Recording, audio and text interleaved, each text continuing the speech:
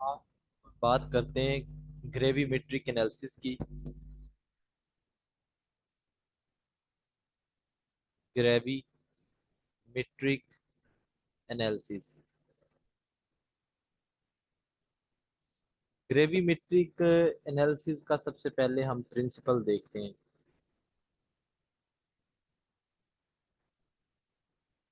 Gravimetric analysis base कर रहा होता है ऑन कन्वर्जन ऑफ आइंस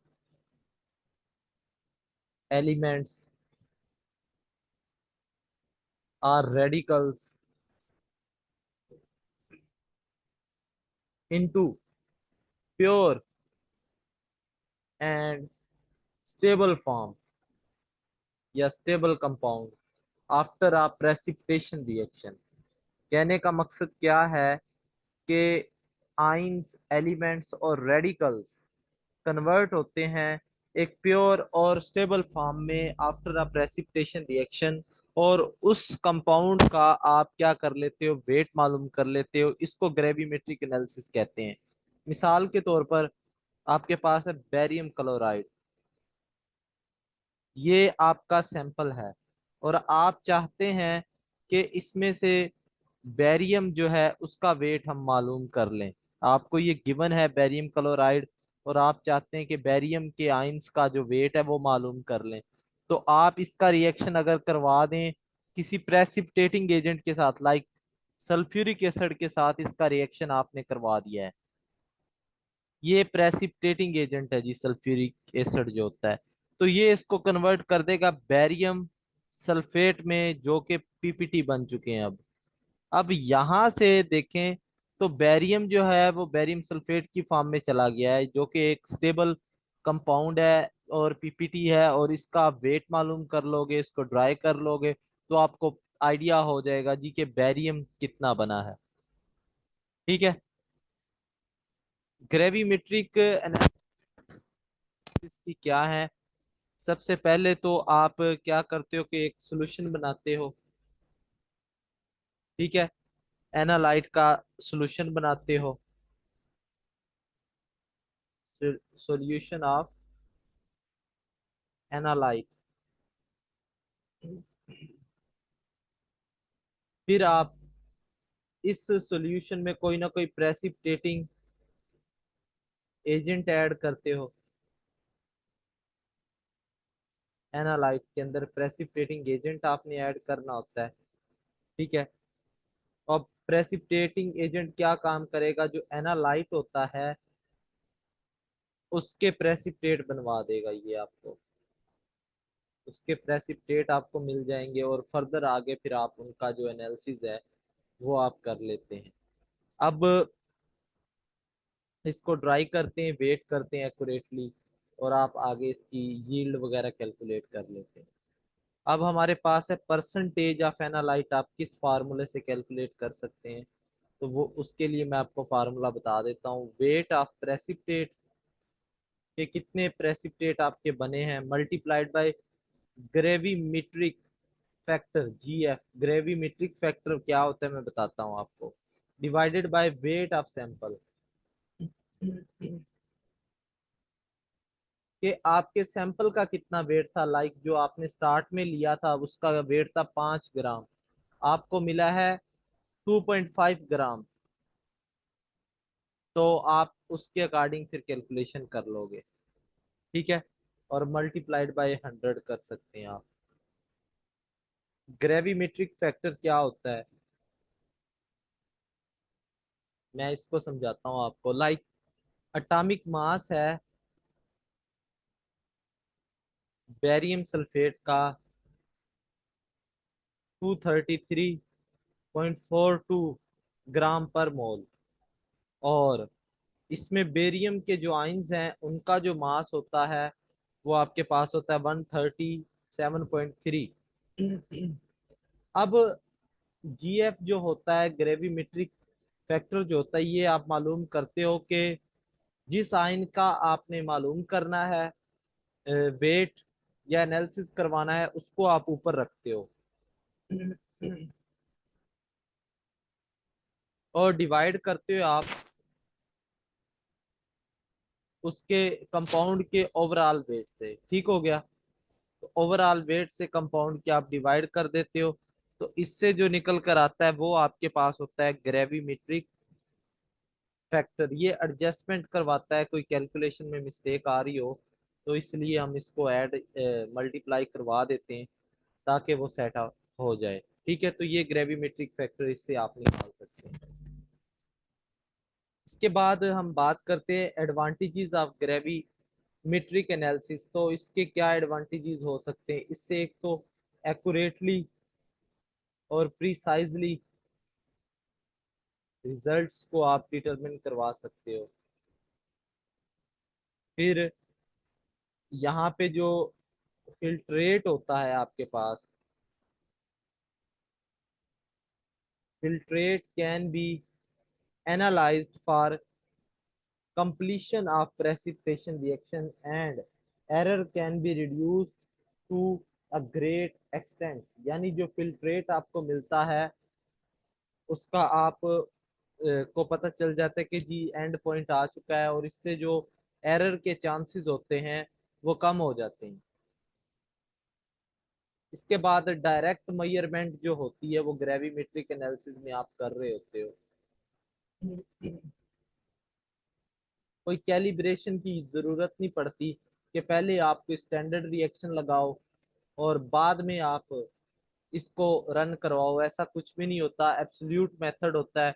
इसमें जो कंपाउंड आपको मिला है उसकी आपने वैल्यू मालूम करके दे देनी है, और ये लेस एक्सपेंसिव होता है as compare to other analytical methods. Disadvantages की बात करें अगर हम,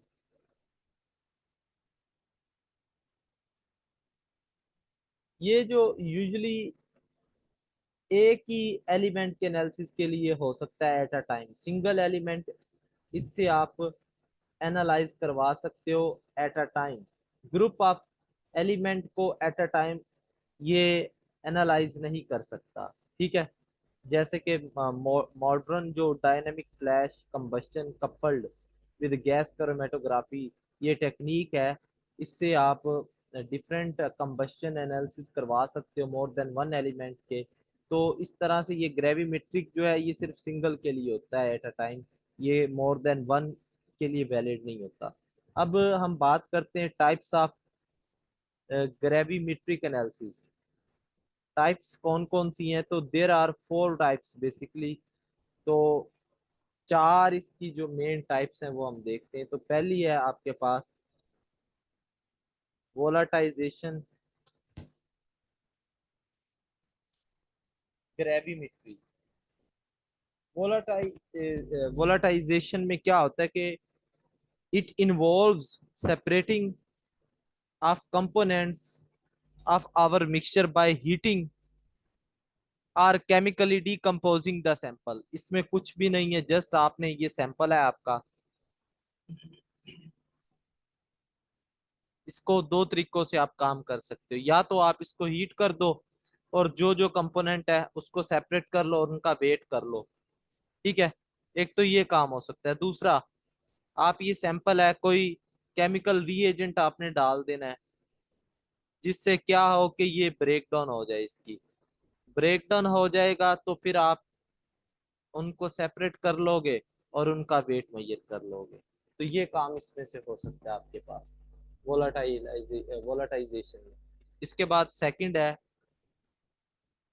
प्रेसिपिटेशन ग्रेविमेट्री। इसमें आप नाम से पता चल रहा है कि यहाँ पे हम प्रेसिपिटेट बनाते हैं, कोई ना कोई प्रेसिपिटेटिंग एजेंट डालते हैं। प्रेसिपिटेटिंग एजेंट क्या काम करता है? प्रेसिपिटेट बनाता है, पीपीटी बनाता है, और उनका आप आगे फर्दर एनालिसिस कर लेते हो, वेट मेजर करते हो, और बाकी जो ड्राई करते हो, वेट मेजर करते हो, और बाकी जो चीज़ें होती हैं ग्रेविमेट्रिक फैक्टर और परसेंटेज जो होती है एनालाइट की वो कैलकुलेट कर लेते हो। तीसरा आपके पास हो सकता है इलेक्ट्रोग्रेविमेट्री।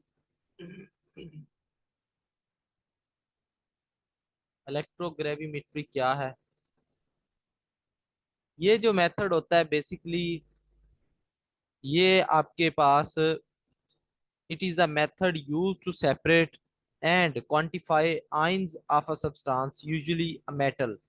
ये मेटल वगैरह के जो आइंस होते हैं उनकी आइडेंटिफिकेशन के लिए ग्रेविमेट्री आप यूज करते हो। ठीक है, यहाँ पे इलेक्ट्रोड वगैरह यूज करते हो और ऑक्सीडेशन रिडक्शन प्रोसेस होता है, तो इसकी मदद से आप आइंस की जो अमाउंट होती है वो मालूम कर लेते हैं। इसके बाद फोर्थ नंबर पे आपके पास आ जाता है जी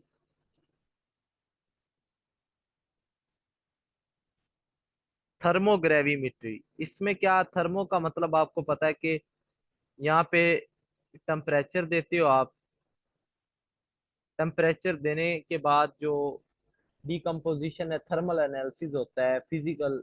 आपने टेम्परेचर दिया सैंपल को, टेम्परेचर देने के बाद आप उसमें चेंजेस को चेक करते हो, फिजिकल चेंज क्या आया और केमिकल चेंज क्या आया उसकी प्रॉपर्टीज में मटेरियल की। ठीक है, और इसको आप मेजर करते हो विद रिस्पेक्ट टू टेम्परेचर, यानी टेम्परेचर इंक्रीज या डिक्रीज करके आप इसकी जो प्रॉपर्टीज होती हैं उनको मेजर करवाते हैं थर्मोग्रेविमेट्रिक एनालिसिस। ठीक है जी। अब ना दो टर्म्स हैं जो शायद आपने सुनी हो, पहले नहीं सुनी तो मैं आपको बता देता हूँ। एक होती है प्रेसिपिटेशन।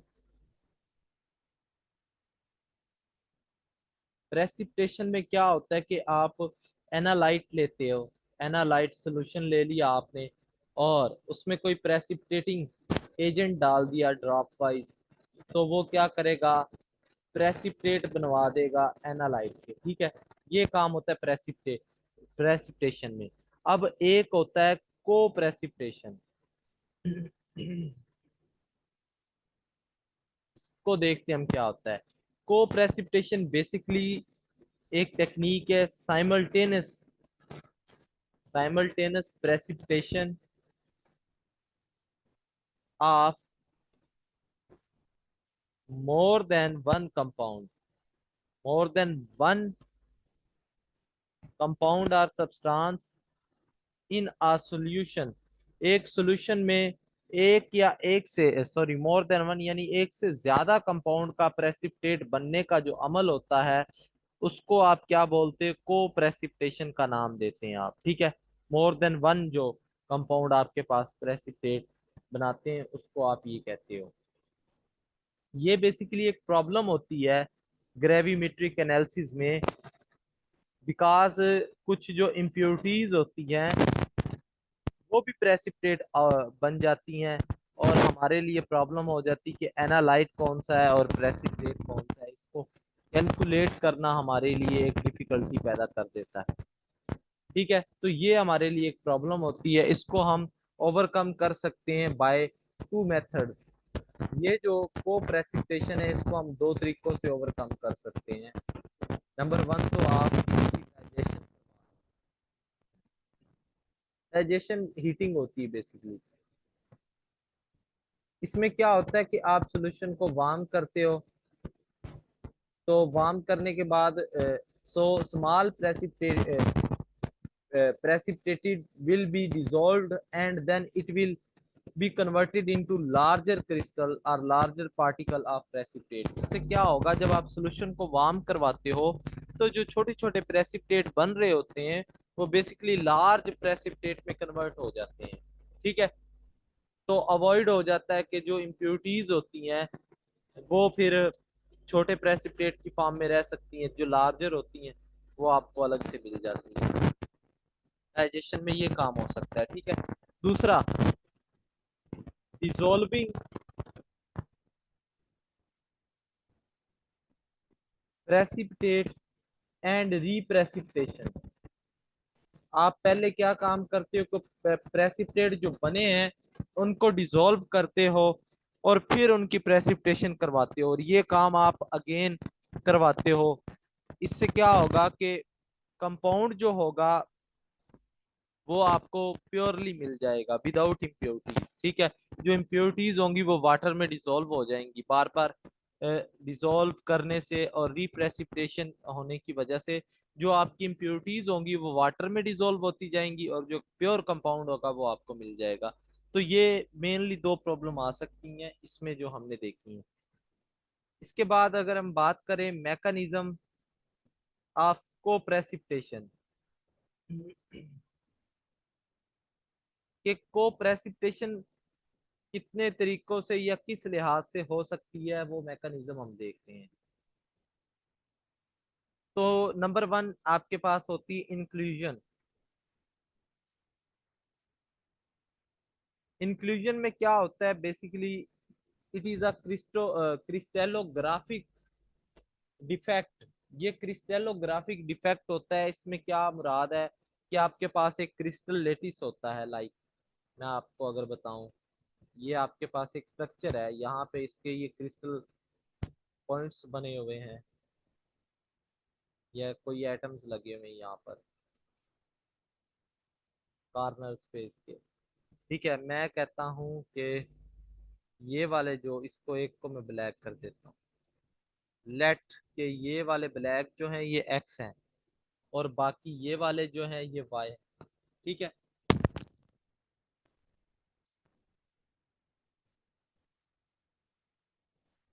ये आपके जो ब्लैक ही एक्स है और बाकी जो हैं वो पिंक कलर के वो वाई हैं आपके पास। एक्स और वाई जो हैं ये आइंस हैं, पॉजिटिव ये नेगेटिव मान लेते हैं। तो होता क्या है कि कोई ऐसा एलिमेंट आता है जो इसके अंदर चला जाता है और इसके स्ट्रक्चर में घुस जाता है जाकर। लाइक यहाँ पे जेड पॉजिटिव आके लग गया यहाँ पे, ये रेड वाला। तो जी पॉजिटिव जो होगा, अब ये एक डिफेक्ट होगा इस सिस्टम के अंदर एज एन इम्प्योरिटी। इसको आप बोलते हैं इंक्लूजन, के एक क्रिस्टल स्ट्रक्चर अच्छा खासा था, उसमें कोई फॉरेन इम्प्योरिटी आकर अटैच हो गई है जो जिसने उसके क्रिस्टल के स्ट्रक्चर को डिस्टर्ब कर दिया, तो इसको इंक्लूजन कहते हैं। इसके बाद सेकंड है ओक्लूजन। ये भी इससे मिलती जुलती है ओक्लूजन जो है।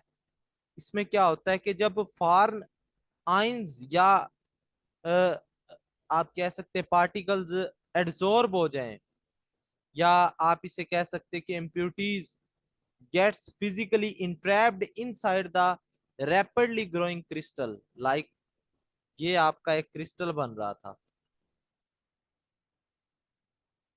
एक क्रिस्टल बन रहा था।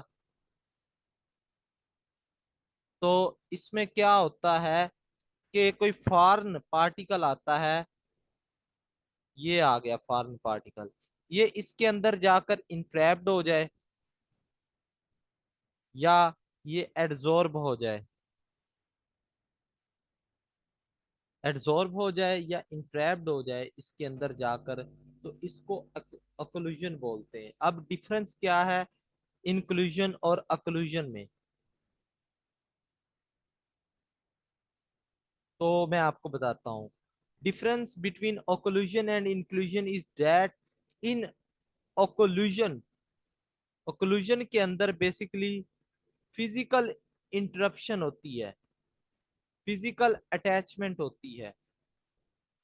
ठीक है, जबकि जो आपने देखा था इंक्लूजन में, उसके अंदर क्या होता है कि जो क्रिस्टल के अंदर चेंज आ जाता है, उसने क्या करना होता है, पार्टिकल को रिप्लेस कर देना होता है। लाइक यहाँ पे एक्स था ना, तो जी आएगा, जी आकर इसको रिप्लेस कर देगा, यानी केमिकल चेंज आ जाएगा उसके अंदर।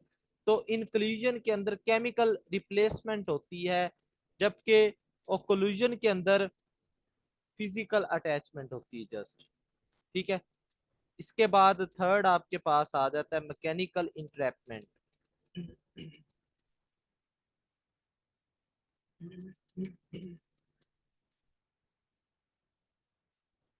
इसमें क्या होता है कि फास्ट ग्रोइंग जो प्रेसिपिटेट होते हैं वो इंट्रैप कर लेते हैं सॉल्यूशन के अंदर ही कोई ना कोई इम्प्योरिटीज। लाइक ये आपका एक पोर्शन है सॉल्यूशन का। ठीक है, और इसके अंदर कुछ प्रेसिपिटेट बन रहे हैं। तो सॉल्यूशन में ही वो तो सारा काम होता है ना, अब प्रेसिपिटेट बन रहे हैं रैपिडली ग्रोइंग प्रेसिपिटेट या क्रिस्टल में। तो अब यहाँ पे क्या होता है कि ये सॉल्यूशन है, इसके अंदर प्रेसिपिटेट है। तो वो जो प्रेसिपिटेट होंगे वो मैकेनिकली किसी के साथ जाकर अटैच हो जाते हैं, यानी इम्प्योरिटीज जो होती हैं वो प्रेसिपिटेट के साथ लग जाती हैं। तो इसको मैकेनिकली इंट्रैपमेंट कहते हैं। और लास्ट में एड्सॉर्प्शन होता है। ये सारे जो तरीकेकार हैं ये एक दूसरे से मिलते जुलते हैं। एड्सॉर्प्शन क्या होता है? एड्सॉर्प्शन में ये होता है कि आपके पास जो इम्प्योरिटीज होती हैं वो प्रेसिपिटेट की सरफेस के ऊपर जाकर एड्सॉर्ब हो जाती हैं। लाइक ये प्रेसिपिटेट थे, इसकी सरफेस के ऊपर जाकर इम्प्योरिटीज लग गई, इसको एड्सॉर्प्शन बोलते हैं आप। ठीक है जी। इसके बाद है स्टेप्स इन ग्रेविमेट्रिक एनालिसिस। तो इसमें डिफरेंट स्टेप हो सकते हैं। सबसे पहले है प्रिपरेशन ऑफ सैंपल। सैंपल की प्रिपरेशन करवानी है। आपने पहले एनालाइट लेना है, उसका डिजायर्ड वॉल्यूम लेना है, उसको सॉल्यूशन बनाना है आपने एनालाइट का वाटर के अंदर। ठीक है। इसके बाद प्रेसिपिटेशन होता है। 1 मिनट वेट करें, अजान हो जाए फिर हम देखते हैं।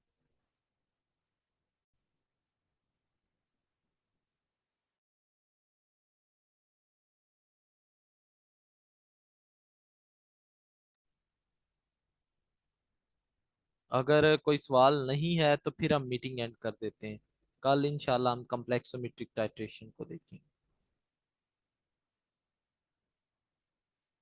ओके जी, अल्लाह हाफिज।